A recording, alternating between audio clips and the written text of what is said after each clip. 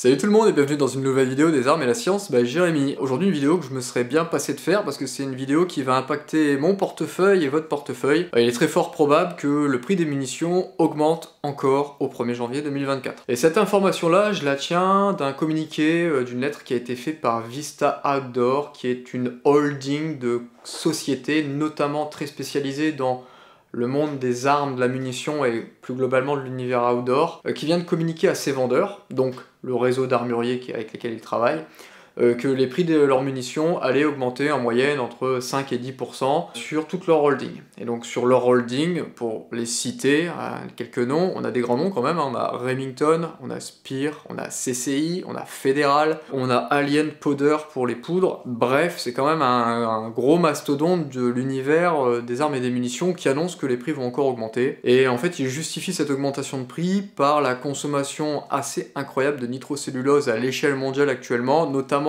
du fait du conflit ukrainien où ça tire pas mal. Et donc c'est la règle de l'offre et de la demande, et qu'aujourd'hui la demande est telle en nitrocellulose que les prix montent, et que si tu veux être livré et que tu veux avoir de la poudre, il faut payer ça, le prix fort, et in fine, ça vient se reporter sur le prix de nos munitions. Aussi simple que ça. Ça, à la limite, je peux tout à fait le comprendre.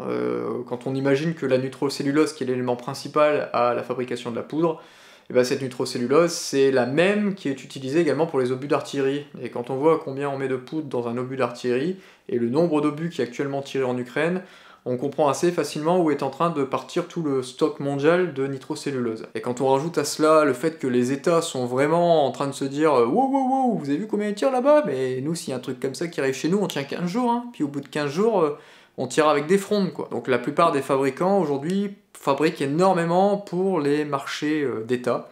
Et donc forcément, petits consommateurs et tireurs récréatifs que nous sommes, on passe après, et forcément on passe avec des tarifs qui font un peu plus froid dans le dos aujourd'hui. Donc ce phénomène va ne cesser de continuer, et d'autant plus que si on connaît bien le monde des armes et des munitions, en fait on sait que ce monde, il est majoritairement tenu par 3 grosses holdings. On a la première holding que je vous ai donnée, un Vista Outdoor, qui pèse déjà très lourd, et on a une deuxième holding qui est Namo Group. Namo Group, c'est pareil, une holding de société qui tient notamment l'APUA, ils tiennent SK, les munitions SK, ils tiennent Vita Fury Powder, les poudres Vita, et ils tiennent Burger Bullet, donc une société très très connue aux États-Unis de projectiles très haut de gamme. Bon, voilà, cette deuxième holding là, elle est très très orientée sur le très qualitatif, hein. Voilà, on est plutôt dans le monde des compétiteurs, monde qui me parle plus, moi à titre perso, hein, je suis un gros admirateur du travail qu'ils font chez Namo Group.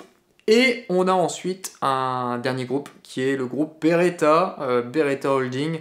Un groupe bien de chez nous, bien européen, qui tient une quantité pharaonique de sociétés, et tellement qu'il va falloir que je prenne mes notes, sinon je suis sûr que je vais en oublier une. Alors j'espère que vous accrochez, parce que la liste est longue. Parce que Beretta Group, ils détiennent Beretta, Stoeger pour les carabines à plomb et le tireur comprimé, on a ensuite Benelli, qui est quand même assez connu, hein, Burris pour les optiques, ils ont Holland et Holland pour les armes fines, les armes de safari, les armes de gros calibre, les armes un petit peu de bourgeoisie, hein, si je puis me permettre. Ensuite en munitions, ils sont bien équipés aussi, hein, parce qu'ils ont Norma, ils ont RWS, ils ont Sako, et ils ont Geco. Donc quand on additionne tout ça quand même, si eux demain décident de se dire alors nous on augmente de 10% nos tarifs sur les munitions, là c'est 4 marques directement qui sont impliquées. Donc ça pourrait potentiellement piquer notre portefeuille. Puis ensuite, en termes de marque d'optique, par exemple, ils ont encore, disons, du Steiner, et ils ont les fusils Franchi. Donc voilà, quand on voit Beretta Group, c'est pareil.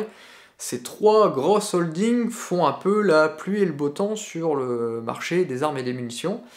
Et quand un des 3 groupes sort du bois, comme ça, pour annoncer ça, souvent les autres, à mon avis, ils vont pas tarder à emboîter le pas. Je vois pas pourquoi Vista Outdoor serait plus impacté ou moins impacté qu'une autre sur la hausse globale du cours de la nitrocellulose. Donc il faut s'attendre à ce que ces autres-là communiquent également des augmentations de prix.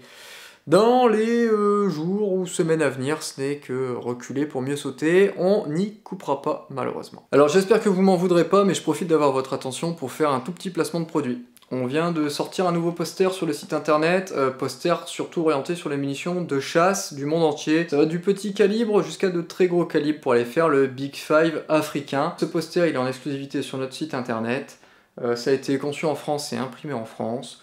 Ça pourra faire un beau petit cadeau, même si on risque d'être un petit peu à la bourre pour les livraisons pour Noël. On fait un prix spécifique pour Noël. Et c'est ce genre de petit élément finalement qui fait aussi tourner la chaîne, parce que sans ça, ce serait difficile de financer tous les investissements pour la chaîne. Et parce que YouTube, ils sont pas très copains avec les youtubeurs qui font des trucs sur les armes et les munitions, donc heureusement, on ne compte pas que sur eux pour vivre. Donc voilà, ce genre de petit élément au passage permet également de financer la chaîne. Donc je vous remercie et on continue la vidéo. Bon, puis entre nous, ce phénomène, il est pas vraiment nouveau. On le subit déjà depuis quelques temps avec cette guerre en Ukraine, ça avait déjà commencé un petit peu avant avec le Covid, mais là franchement on est en train de cumuler un petit peu sur le monde des armes et des munitions. Et pour me faire un peu mal, j'ai sorti quelques reliques que j'ai dans mes tiroirs, et des reliques où quand je regarde les prix aujourd'hui, je tombe de ma chaise, parce que je suis quelqu'un d'assez prévoyant et j'aime bien avoir des stocks sympathique, histoire de pallier à ce genre de situation où du jour au lendemain, tu trouves plus ce que tu veux, ou les prix sont devenus complètement délirants. Et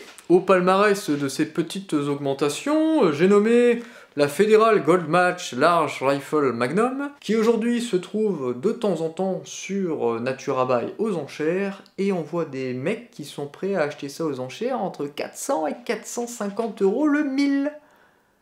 Non mais c'est devenu un délire. Moi, pour pas vous mentir, hein, j'ai payé ça 69 € le 1000. Non mais c'est devenu un délire, quoi. Alors cette référence-là est un peu particulière, parce qu'elle avait été... Elle est très convoitée par les tireurs un peu compétiteurs, qui généralement ont développé des charges qui marchent bien avec, et ça les fait chier de recommencer, et souvent les tireurs compétiteurs, ils ont un beau portefeuille bien garni. Mais n'empêche que, je trouve ça complètement ahurissant de lâcher 400 balles pour 1000 amorces, quoi. C'est devenu un truc de malade, quoi. Autant 400 balles, t'achètes... bah ouais, t'achètes, je sais pas, 2022 long rifle ou un truc comme ça, mais là au moins t'es prêt à les tirer, alors que ça, faut encore tout charger, quoi. Donc premier exemple. Deuxième exemple, bah voilà, des amorces Winchester Large Rifle, tout ce qui est de plus basique, qu'aujourd'hui on a vraiment du mal à trouver, si ce n'est c'est impossible à trouver. Je les avais payés 37 € le 1000, quand aujourd'hui on les trouve aux alentours de 160-170 € le 1000. Donc c'est pareil, hein, ça fait encore une fois un bon x4 x5. Quoi. Donc voilà, ça fait mal, les amorces sont particulièrement morflées cette année et les années précédentes. Mais il n'y a pas que les amorces qui ont morflé, parce que si on regarde, par exemple, c'est l'eau de l'appui à scénar en 123 grains par 1000. J'ai retrouvé des factures d'il y a 3 ans et demi, où je payais ça 265 € le 1000. Quand aujourd'hui on est plutôt dans les 380, 400, et encore c'est en achetant au Luxembourg au bon prix, quoi. Parce que si tu les achètes en France, ça t'en as pour 500, 550, c'est du délire, quoi. Donc voilà, tout est vraiment en train d'exploser, à tel point qu'on est en train de se poser la question si dans un avenir plus ou moins proche, on va pas commencer à réfléchir à basculer plus fortement sur de la 22 long rifle, voire même du PCP, hein, parce que le monde du PCP... Je trouve que c'est un monde qu'il faut surveiller de plus en plus près, parce que voilà, le PCP, c'est les armes à air comprimé préchargées, avec une grosse bonbonne de gaz devant. On est capable de développer des énergies assez sympathiques, hein. On est capable de dégager du 150-200 joules parfois, donc autant qu'une 22 long rifle, sauf que le principe de l'air comprimé, c'est qu'il n'y a pas besoin de poudre, donc le cours des poudres, on s'en fout. Et à la limite, c'est que le cours du plomb à suivre, et le cours du plomb, vu que c'est une matière qui est de plus en plus critiquée et de moins en moins utilisée, en fait, en soi, on est censé pas trop subir ces problèmes d'augmentation du prix des matières premières. Donc, à la limite, j'ai envie de dire, l'air comprimé a de très beaux jours devant lui. Mais mon âme de tireur, et le tireur qui aime sentir la poudre et sentir l'énergie d'une 338 l'appui à Magnum, bah, commence un petit peu à avoir peur au fait de ne pas pouvoir, à plus ou moins moyen terme, continuer à assumer cette passion, parce que c'est en train de devenir un truc carrément élitiste, et faut avoir un sacré portefeuille pour quand même assumer ce loisir qui nous coûte une blinde, et d'autant plus quand YouTube c'est entre ton métier, ouais c'est à moitié mon métier j'ai envie de dire aujourd'hui, hein, parce que quand je vois la quantité de temps et de travail que ça représente, et bah ça pourrait fortement impacter mon activité, voilà. Donc ça pose beaucoup de questions en ce moment de se dire où est-ce qu'on va aller avec tout ce merdier, parce que la situation devient quand même assez gênante, voilà.